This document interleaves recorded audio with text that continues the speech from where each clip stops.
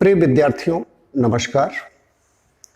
आज की क्लास में मैं भारतीय संविधान के बारे में डिस्कस करने चल रहा हूँ। सबसे पहले जरूरी ये है कि हम संविधान क्या है, कितने प्रकार का होता है, भारतीय संविधान की स्थिति क्या है, उसको हम समझें।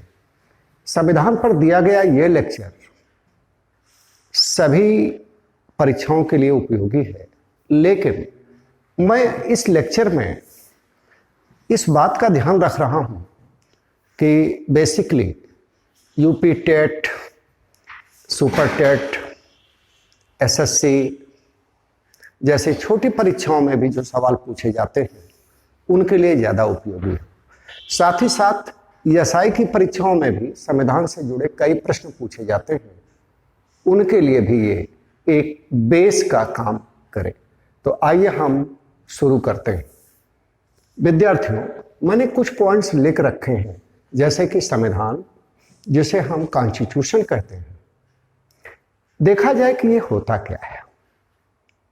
एक सामान्य सी बात है, कहा जाता है कि constitution is the supreme law of the land. Law of the land means law of any country of the world. किसी देश के सर्वोच्च कानून को, अर्थात सबसे बड़े कानून को, विधि को हम संविधान कहते हैं। अर्थात संविधान के दो अर्थों को समझा जाए। जैसा होता है कि प्रत्येक शब्दावली का एक सामान्य अर्थ होता है। जैसे हम देख रहे हैं, इसको कह सकते हैं शाब्दिक अर्थ होता है। शाब्दिक अर्थों में अगर हम कहें तो सम धन विधान, इसका अर्थ हुआ सम्यक रूप से, सम्यक अर्थात भली भांति, अच्छी तरीके से, ठीक ठाक ढंग से बनाया गया विधान अर्थात कानून। इस प्रकार शाब्दिक अर्थों में संविधान वह है जो भली भांति व्यवस्थित तरीके से बनाया जाता है। यह काम किसी देश की संविधान सभा कर सकती है, या हर देश के अपने अपने तरीकों के अनुसार वहां कोई भी असेंबली कर सकती है। तो किसी देश के शासन, प्रशासन या वहां की जनता के हितों के लिए बनाए गए श्रेष्ठ कानून, सम्यक कानून, अच्छे कानून को हम संविधान कहते हैं। यह तो इसका शाब्दिक अर्थ हो गया, लेकिन इसका कुछ विशेष अर्थ भी है। जैसे हम कह सकते हैं कि संविधान एक प्राइमरी लॉ है, एक प्राथमिक कानून है। इसे हम प्राथमिक कानून, प्राइमरी लॉ या सर्वोच्च कानून कहते हैं। सर्वोच्च कानून का तात्पर्य है उससे बड़ा कोई कानून उस देश में उपलब्ध नहीं है। जितने भी प्रकार के कानून उस देश में हैं, सब उसके अधीन हैं। एक उदाहरण से इसको हम समझ सकते हैं। जैसे हमारे देश भारत में आज लगभग 5000 प्रकार के कानून हैं, और ये 5000 प्रकार के कानून अलग अलग जीवन के क्षेत्रों से संबंधित है। इसमें हमारी इंडियन पिनल कोड भी है, प्रॉपर्टी एक्ट भी है, हरिजन एक्ट भी है, पर्यावरण कानून भी है, ट्रेड एक्ट भी है, कॉन्ट्रैक्ट एक्ट भी है, टीपीए भी है, मैरिज एक्ट भी है। ये सभी प्रकार के कानून, और इसमें से बहुत सारे कानून तो ऐसे हैं जो ब्रिटिश पीरियड से चले आ रहे हैं। और यहाँ तक बताना जरूरी है कि वर्तमान सरकार ऐसे कानून जो आउटडेटेड हो चुके हैं या जिनकी रिलेवेंसी, प्रासंगिकता आज नहीं है, उनको समाप्त करने के लिए एक विशेष कमेटी का गठन भी किया है। उसकी सिफारिश पर ऐसे अनावश्यक कानूनों को समाप्त करने का सरकार इरादा भी रखती है। लेकिन जैसे हम कह सकते हैं संसद द्वारा पारित किया गया कानून, देश की विधानसभा द्वारा पारित किया गया कानून, ऐसे बहुत सारे कानून हैं जिनको हम रोक देंगे।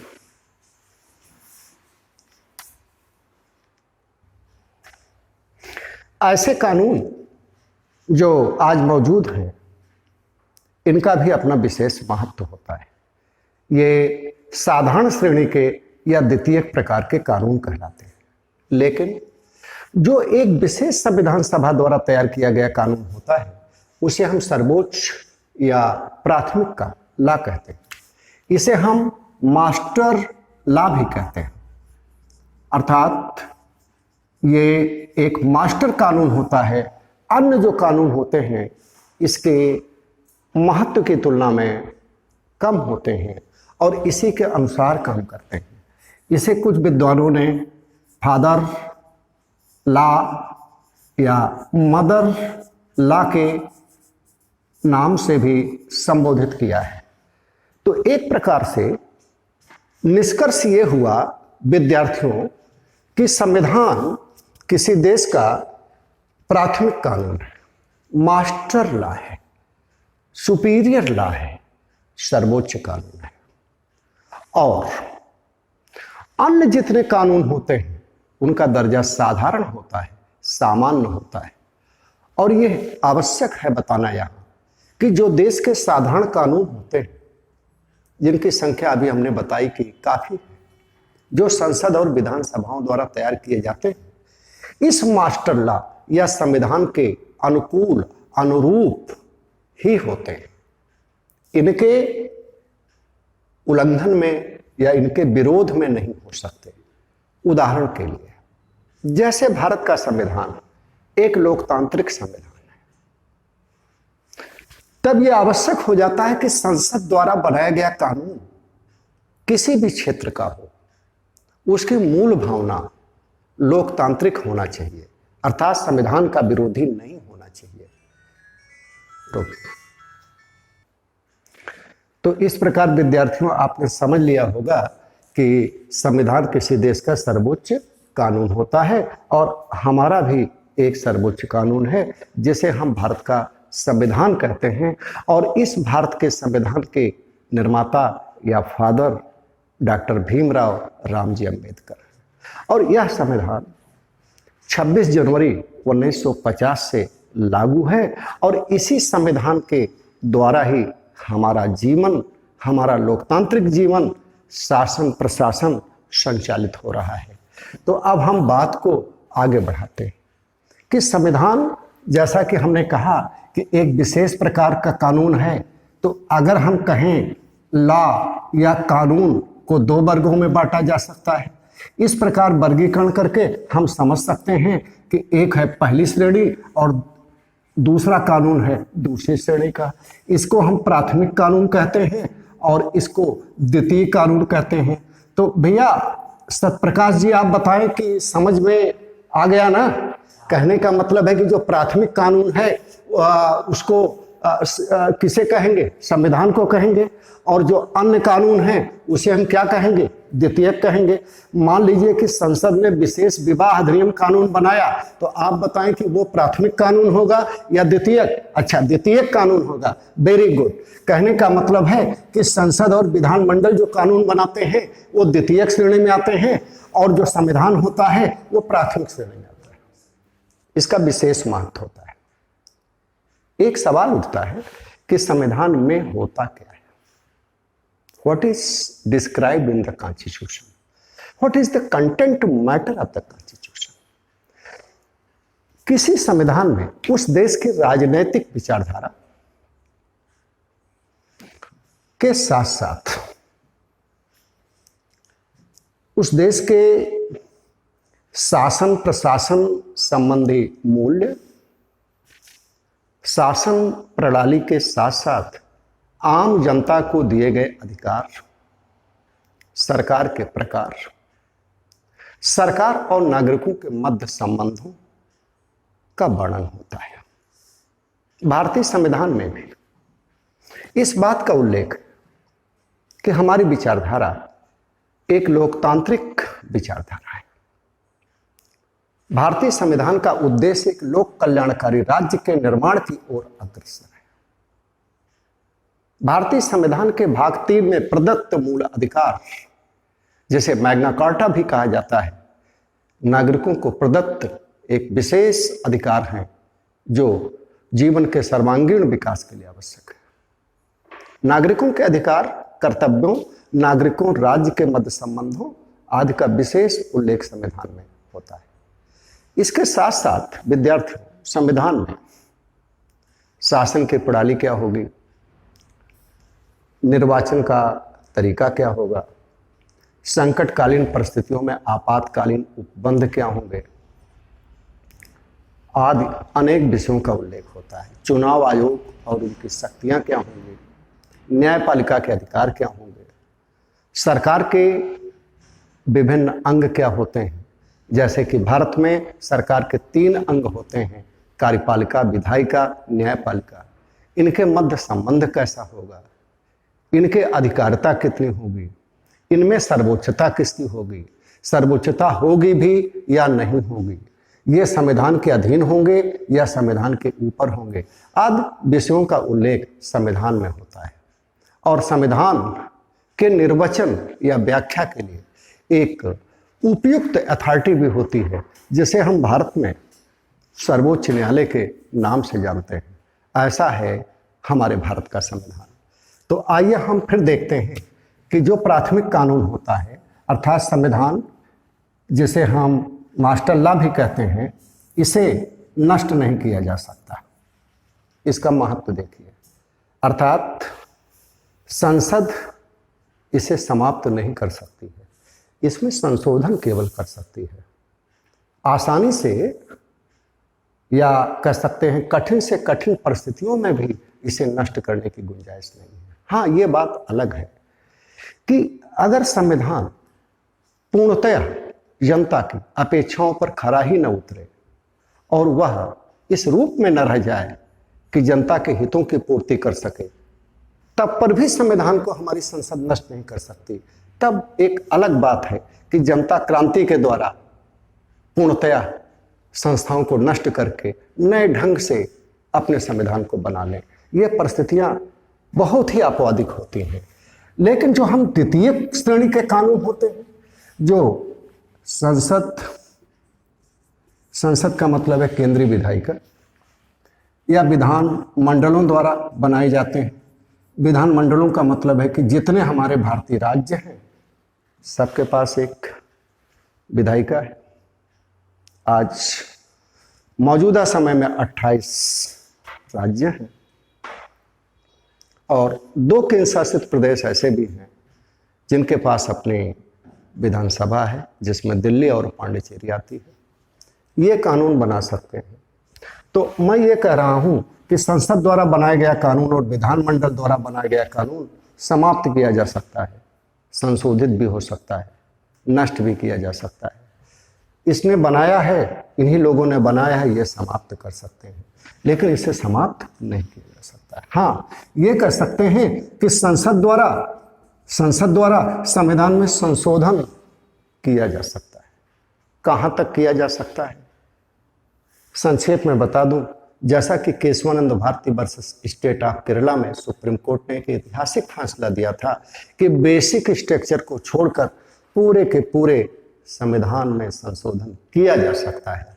अब सवाल उठता है कि बेसिक स्ट्रक्चर क्या है, इसकी चर्चा हम आगे करेंगे। यहाँ जब हम महत्व की बात कर रहा हूँ तो महत्व की बात में यही है कि जो ये प्राथमिक कानून है इसे नष्ट नहीं किया जा सकता है। और आइए दूसरी बात हम ये कह सकते हैं कि ये जो संविधान होता है, रोक दीजिए, ये जो संविधान होता है अन्य कानूनों एवं सरकारों का स्रोत होता है। अर्थात जो संसद या विधानमंडल या सरकार कानून बनाती है वह संविधान के प्रेरित होकर के ही कानून बनाती है। अगर संसद या विधानमंडल ऐसा कोई विधान करती हैं जो संविधान के या लोकतांत्रिक भावों के अनुकूल होती हैं तो उसे नल एंड वाइट अर्थात विधशून्य घोषित किया जा सकता है। और ये हमारी न्यायपालिका करती है, सर्वोच्च न्यायपालिका करती है, और ऐसा कई अवसर पर किया भी है। तो विद्यार्थियों, इस प्रकार समझ में आ गया होगा कि संविधान का एक शाब्दिक अर्थ होता है और एक वास्तविक अर्थ होता है। यह संविधान आदर्शों, मूल्यों, विचारों का एक सर्वोच्च पवित्र दस्तावेज होता है। इसके विकास में लंबा वक्त भी लग सकता है। किसी देश के संविधान में उस देश की सांस्कृतिक, सामाजिक, जीवन शैली और वैश्विक मूल्यों का भी समावेश हो सकता है। हमारे उदाहरण के लिए देख लीजिए, भारतीय संविधान पर निश्चित रूप से विश्व मानववाद, वसुधैव कुटुंबकम, प्राचीन सांस्कृतिक समावेशी मूल्यों के साथ साथ फ्रांस की क्रांति और अमेरिकी विचारों और ब्रिटिश मूल्यों का भी प्रभाव है। हम कह सकते हैं कि इस संविधान को हम लिखित और अलिखित श्रेणी में बांट सकते हैं। भारतीय संविधान लिखित श्रेणी के संविधान में आता है। अगर हम विचारधारा के आधार पर वर्गीकरण करें तो भारतीय संविधान एक डेमोक्रेटिक कॉन्स्टिट्यूशन है, एक लोकतांत्रिक संविधान की श्रेणी में आता है। कई श्रेणियां होती हैं संविधान की। अगर हम लोकतंत्र का अपोजिट लें तो राजतंत्रात्मक संविधान होता है। साम्यवादी संविधान भी आज दुनिया में मौजूद है। साम्यवादी संविधान का पहला उदाहरण रूस का संविधान है, रसिया का संविधान है। 1917 में वहां एक बोल्शेविक क्रांति, खूनी क्रांति, उसे हम मार्क्सवादी क्रांति, साम्यवादी क्रांति कह सकते हैं। उसके बाद वहां पर एक संविधान बना जिसे हम साम्यवादी क्रांति, साम्यवादी संविधान कहते हैं। ये जर्मनी के प्रसिद्ध दार्शनिक कार्ल मार्क्स की विचारधारा पर आधारित है। क्या है साम्यवाद, आगे चर्चा होगी, लेकिन हम कह सकते हैं ऐसे भी संविधान समय समय पर आए जो आज मौजूद नहीं है। उनमें हम कह सकते हैं कि एक फांसीवादी संविधान, एक नाजीवादी संविधान। फांसीवादी और नाजीवादी, प्रायः ये दो शब्द परीक्षाओं में पूछे जाते हैं। ये ऐसी विचारधारा है जो तानाशाही मूल्यों पर आधारित है। द्वितीय विश्व युद्ध के दौरान इटली में मुसोलिनी की विचारधारा फांसीवादी तथा जर्मनी में हिटलर की विचारधारा नास्तिवाद का उदय हुआ। अगर हम कहें ये दोनों विचारधारा अलोकतांत्रिक है, विशेषाधिकार पर आधारित है, सैन्यवाद को बढ़ावा देती है, लोकतंत्र विरोधी है, युद्ध का समर्थन करती है, एक विशेष वर्ग के अधिकारों को ज्यादा बढ़ावा देती है, यह विचारधारा द्वितीय विश्व युद्ध के दौरान ही इन दोनों के मरने के साथ ही समाप्त हो गई। आज इटली और जर्मनी दोनों लोकतांत्रिक देश हैं। तो इस प्रकार, लेकिन कुछ समय तक के लिए इन दोनों विचारधाराओं ने अपना स्थान बनाया। हम आज दुनिया के समस्त प्रकार के संविधानों, संवैधानिक विचारों में लोकतांत्रिक, डेमोक्रेटिक विचारधारा को सर्वाधिक महत्व दिया जा रहा है। आज एशिया, अफ्रीका, लैटिन अमेरिकी, यूरोप तो लगभग पूरा एक लोकतांत्रिक मूल्यों पर आधारित शासन प्रणाली वाले देश हैं। हम लोकतंत्र के स्वरूप और पद्धति पर बाद में चर्चा करेंगे। आगे के विश्लेषण के साथ साथ यहाँ हम बता दें कि लोकतांत्रिक संविधानों के विकास की एक लंबी कहानी है। किसी एक घटना नहीं, अनेकों घटनाओं का योगदान है। किसी एक समय में लोकतांत्रिक विचारधारा नहीं आई, बल्कि लंबे समय में और यहाँ तक कि आज भी लोकतांत्रिक विचारधारा को बढ़ावा मिल रहा है। एक कह सकते हैं कि आधुनिक विश्व की सबसे व्यापक और विकासशील विचारधारा लोकतांत्रिक विचारधारा है। आज America, Britain, Germany, France, Bharat, Asia के काफ़ी देश इसी विचारधारा को स्वीकार कर चुके हैं। हम आते हैं लिखित और अलिखित संविधान। अगर हम कहें आधुनिक विश्व में, जब हम आधुनिक विश्व की बात करते हैं तो मुख्यतया 18वीं, 19वीं, 20वीं और वर्तमान में जो चल रहे हैं 21वीं, इतनी अवधि की बात करते हैं। पिछले 300 वर्षों में जहां पर एक लोकतांत्रिक संविधान का विकास हुआ, उनमें से हम पहला स्थान ब्रिटेन को देते हैं। ब्रिटेन दुनिया का पहला ऐसा देश है जो आधुनिक विश्व में अपने लोकतांत्रिक विचारों, प्रतिनिधि सभाओं, राजा और जनता के बीच एक उचित सामंजस्यपूर्ण संबंधों के लिए जाना जाता है। एक घटना सुना होगा आपने, मैग्ना कार्टा। 1215 ईस्वी की बात है। इंग्लैंड के राजा जेम्स ने अपनी प्रजा के कुछ लोकतांत्रिक विचारों को मान्यता दी। यह एक बड़ी बात थी। यह अत्याचारपूर्ण निरंकुशता का समय था। भारत में मध्यकालीन मुस्लिम शासन का दौर था। प्रजा को अपनी बात कहने तक का अधिकार नहीं था। यूरोप में भी लगभग यही निरंकुशता कायम थी। ऐसी स्थिति में इंग्लैंड एक प्रबुद्ध निरंकुशवाद, इनलाइटेंड डिस्पार्टिज्म की ओर बढ़ रहा था। अर्थात राजतंत्र तो वहां भी था, लेकिन वह राजा अपने प्रजा के प्रति चिंतित था, अपने प्रजा के प्रति उदार था, और उसी का परिणाम है कि वहां के राजा ने जो अपने प्रजा को अधिकार दिए, वो एक घटना मैग्ना कार्टा, मतलब बड़ी घटना, महत्वपूर्ण घटना, एक मील का पत्थर मानी गई।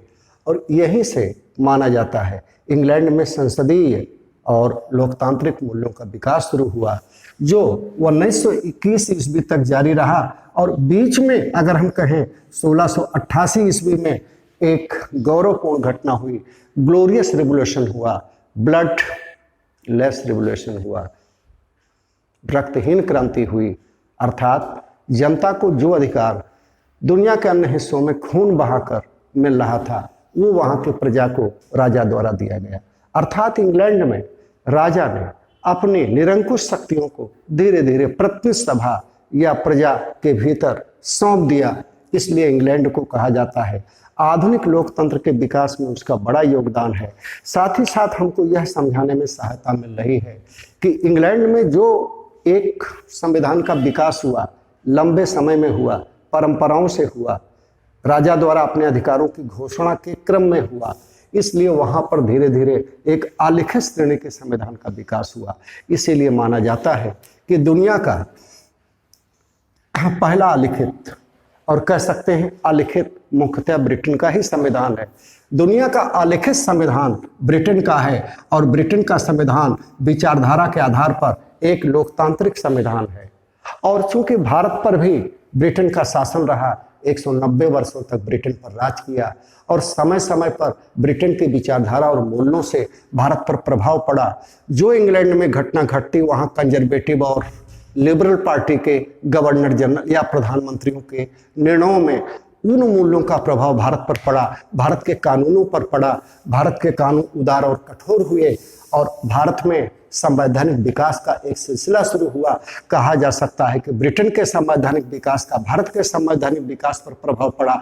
जैसा कि हम कह सकते हैं कि इंग्लैंड में जब 1832 ईस्वी में एक चार्टर एक्ट पारित हुआ, और वहां विभिन्न मानवीय सुधारों की घोषणा हुई, रंगभेद की समाप्ति हुई, दास प्रथा की समाप्ति हुई, तो ऐसी परिस्थितियों में हमारे यहाँ भी 1833 में उस कानून का बड़ा प्रभाव पड़ा। दास प्रथा की समाप्ति हुई, रंग भेद, भेदभाव न करने की घोषणा की गई। तो मेरे कहने का मतलब है कि ब्रिटेन के संवैधानिक और लोकतांत्रिक मूल्यों का प्रभाव हमारे भारत पर पड़ा, और भारत के संविधान के विकास में समय समय पर जो ब्रिटेन द्वारा विभिन्न प्रकार के एक्ट या कानून पारित किए गए, उनका भी प्रभाव पड़ा। यहाँ विषय ये है कि दुनिया के सभी संविधानों को अगर हम दो श्रेणियों में बांटें, लिखित और अलिखित। तो ब्रिटेन का संविधान अलिखित है और अमेरिका का संविधान दुनिया का पहला लिखित संविधान है। काटिए।